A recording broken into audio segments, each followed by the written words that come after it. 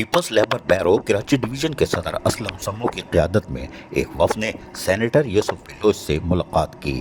Peoples labour بیرو Karachi division کے صدر اسلم سمو اور جنرل سیکرٹری حسین بادشاہ کی قیادت میں لیاری کے ایم پی اے اور سینیٹر یوسف بلوچ کے مرکزی دفتر میں ایک اہم اجلاس کا انعقاد کیا گیا۔ اجلاس میں 19 دسمبر کو پورٹ قاسم میں ہونے والے ریفرینڈم کے حوالے سے مشاورت کی گئی۔ اجلاس میں فیصلہ کیا گیا کہ پیپلز لیبر بیرو اور پاکستان پیپلز پارٹی کی حمایت یافتہ پیپلز لیبر یونین، جس کا انتخابی نشان بحری جہاز ہے، اس کی کامیابی کو یقینی بنایا جائے گا۔ اجلاس کے شرکاء نے پورٹ قاسم سے تعلق رکھنے والے لیاری اور کراچی کے تمام محنت کشوں سے اپیل کی ہے کہ وہ اپنے ووٹ کے ذریعے پیپلز لیبر یونین کو کامیاب کریں تاکہ مزدوروں کے حقوق کے تحفظ کو یقینی بنایا جا سکے۔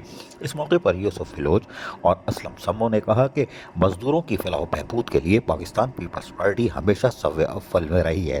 پیپلز لیبر یونین کی کامیابی اس بات کی ضمانت ہوگی کہ محنت کشوں کی آواز بلند ہوگی اور ان کے جائز حقوق اور مفادات کا تحفظ کیا جا سکے گا۔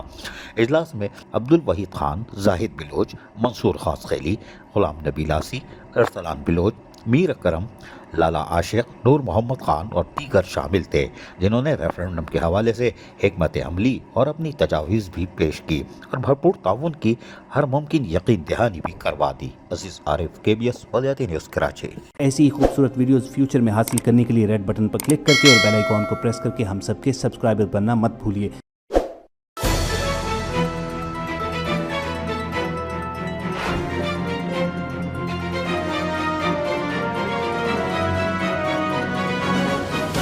KBS بلدیاتی نیوز۔